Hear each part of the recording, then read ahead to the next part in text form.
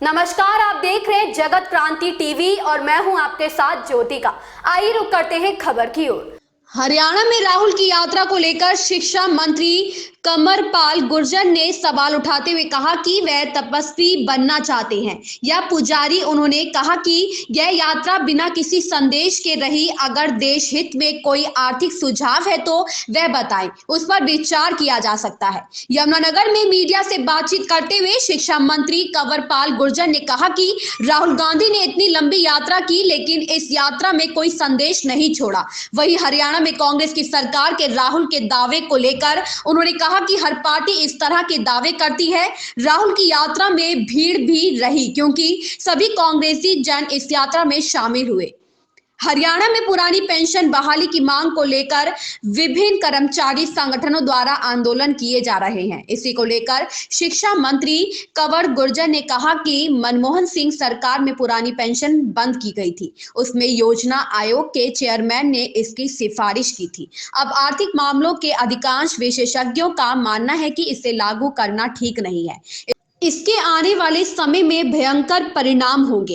हरियाणा की ग्राम पंचायतों में 20 लाख रुपए तक के कार्य सरपंच के माध्यम से करवाने को लेकर सरपंचों के आंदोलन पर प्रतिक्रिया व्यक्त करते हुए उन्होंने कहा कि अभी भी 20 लाख तक के कार्य सरपंच की देखरेख में ही होंगे। उन्होंने कहा कि सिर्फ बदलाव यही किया गया है कि इसके लिए टेंडर कॉल किए जाएंगे। उन्होंने कहा कि सरपंच सही तरीके से काम करवाते हैं। उन्होंने कहा कि इस मुद्दे को लेकर वह जल्द ही मुख्यमंत्री से भी बात करेंगे।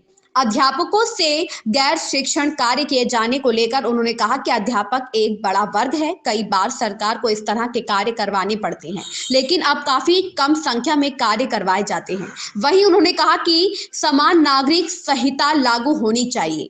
यमुनानगर से राकेश भारती की रिपोर्ट। ये कब तक ये धरा पर आएगी? नहीं, देखिए वहाँ पे एक बांध लगाने का प्रोजेक्ट हमने सैंक्शन किया है और वो बांध जब तैयार होगा तो उसके बाद ही उसमें से कुछ क्यूसिक लगभग 20 क्यूसिक के करीब पानी रोजाना छोड़ा जाएगा ताकि लगातार रूटीन में वहाँ पानी चलता रहे। तो प्रतीकात्मक है, देखिए ताकि दिखाई दे। तक लागू होगी?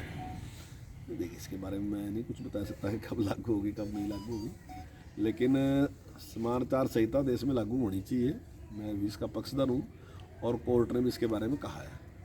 आने वाले टाइम में किसी टाइम भी सरकार निर्णय ले सकती है। सर शिक्षक नहीं, देखिए कुछ थोड़े काम है जो हम कराते हैं। शिक्षक से कोई पहली बार नहीं करा रहे, पहले के मुकाबले में उन्होंने काफ़ी कम कर दिए। आहिस्ता आहिस्ता आहिस्ता आहिस्ता हम कम करते जा रहे हैं उनको। लेकिन क्योंकि टीचर वर्ग बहुत बड़ा वर्ग है और कई काम ऐसे होते हैं जो एकदम जैसे करने होते हैं तो उतने लोग हमारे पास उपलब्ध नहीं होते और न ही उस प्रकार के एक्सपर्ट होते हैं और न ही उतने उपलब्ध भी होते हैं। तो कोई आज नहीं शुरू हुआ, पहले से ही चलता रहा और धीरे धीरे इसको हम आहिस्ता आहिस्ता कम करते जा रहे हैं। Aahista Aahista step by step कम कर रहे हैं। इसमें देखिए राशि अभी भी 20 लाख ही है, राशि में कोई कमी नहीं की गई।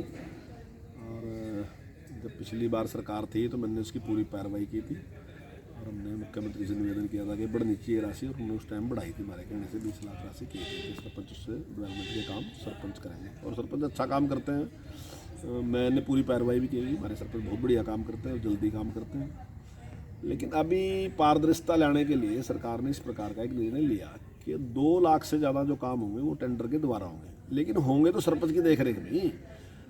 पावर सरपंच की 20 ही लाख है, अभी भी कोई पावर कम नहीं करी, सरपंच की देखरेख में होंगे लेकिन उसका टेंडर होगा। सिर्फ इतना परिवर्तन किया, बाकी सर अनुराग डांडा जी किस आधार से करेंगे? सरकार लूट के क्या की?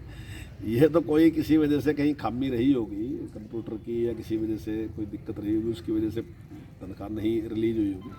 कहीं कहीं अभी मुझे कुछ लोग मिले भी थे, उन्होंने मुझे बताया था कि उनका जो कुछ तनख्वाह के लिए कुछ कागज़ होते हैं जो चढ़ने होते हैं उनमें देरी होगी, किसी की वजह से देरी होगी, उसकी वजह से वो नहीं मिली। इसमें लूट के खाने क्या होती है बात कि कोई कर्मचारी की तनख्वाह कोई मंत्री अपने खाते में डाल लेगा, ये सरकार अपने खाते में डालेगी, तो तनख्वाह जहाँ है वहीं है और वहीं से आएगी। अब इस प्रकार के बयान का कोई औचित्य नहीं है जिस प्रकार से वो कह रहे। अब मैं मानता हूँ कि कहीं जैसे आपने कहा कि निश्चित तौर से आपके पास कोई जानकारी होगी, लेकिन वो कई बार खामियां रह जाती है, उसकी वजह से दिक्कत है। नहीं तो ऐसा कोई दिक्कत नहीं है, कोई ना पैसे की भी दिक्कत नहीं है। निश्चित तौर से कहीं खामी होगी और आपने आज बात रखी तो मैं उसका पता भी कर लूँगा किस वजह से, तो उसकी वजह से कई बार लेट होती है। सर सरपंच अब जो पार्टी कार्यकर्ता है निश्चित तौर से आएंगे। मान लीजिए कोई भी पार्टी का कार्यकर्ता है, वहाँ जो लोकल लीडर है तो लोकल लीडर की जिम्मेदारी है, तो निश्चित तौर से अपने लोगों को लेके जाएगा ही वो। तो भीड़ तो होगी। ऐसा नहीं है कि कांग्रेस का कोई आधार नहीं है हरियाणा में। आखिर विपक्ष में तो कांग्रेस ही है आज, उनके पास इतने विधायक हैं, तो आधार तो उनका है, ये नहीं है कि आधार नहीं है, लेकिन विषय नहीं है कुछ भी। सर इसकी होगी तो इस पर आपकी क्या प्रतिक्रिया? देखिए, तो दावा करना ही पड़ेगा उसको। अगर ये दावा नहीं करेगा तो फिर किस लिए घूम रहा? तो आखिर कोई भी आदमी जो चुनाव लड़ता है, कोई भी पार्टी है, वो हमेशा सभी दावा यही करते हैं कि भाई अगली सरकार हमारी होगी। वो बात दूसरी है कि चाहे सीटें उतनी आए या उससे कम आए, कुछ भी हो, लेकिन कहना तो यही पड़ेगा ना जी। कोई भी पार्टी है वो यही कहेगी कि भाई हमारी सरकार होगी। तपस्वी क्या है, पुजारी क्या है, क्या तपस्वी बढ़ना चाहे, क्या पुजारी बढ़ना चाहे। देखिए, आर्थिक नीतियाँ हैं, उनके ऊपर बोलोगे भाई आप ये गलत कर रहे हैं, कहीं हमारी कमी बताओगे भी यहाँ आप गलत हैं, या उसमें कुछ सुझाव दोगे अगर हम होते तो हम इसको ऐसे कर देते हैं। अब ये तपस्वी पुजारी अब किसकी समझ में है? आपकी समझ में आ रहा है, आप मुझे समझा दो क्या कहना चाह रहे हो। तो क्या कंफ्यूज्ड व्यक्ति है बिल्कुल। कोई मतलब मैं नहीं समझता कि कोई इतनी लंबी यात्रा के बावजूद भी कोई मैसेज वो पूरे देश में छोड़ नहीं सका। सर उसने देखिए, पुरानी पेंशन के मामले में, पुरानी पेंशन बंद किसने करी थी? उस टाइम मनमोहन सिंह जी की सरकार थी। लेकिन मैं ये नहीं कह रहा कि उन्हें गलत बंद करी थी।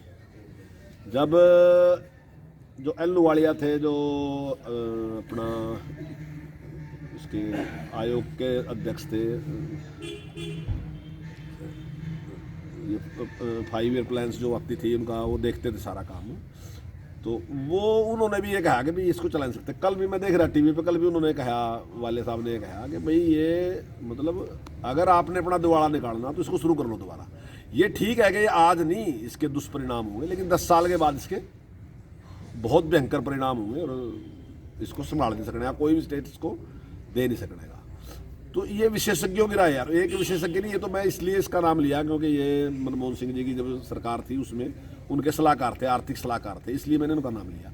एक इनकी बात नहीं है, जितने भी विशेषज्ञ हैं जो आर्थिक मामलों के विशेषज्ञ हैं, मैं कोई विशेषज्ञ नहीं हूँ, लेकिन जो आर्थिक मामलों के विशेषज्ञ हैं उन सब का यह कहना है कि ये जारी रखना संभव नहीं है, कोई भी प्रदेश को जारी नहीं रख सकता, सरकार के लिए संभव नहीं है। तो निर्णय हालांकि उस टाइम उन्हें लिया, लेकिन हमने भी उसको मानना है कि हाँ ये सही है।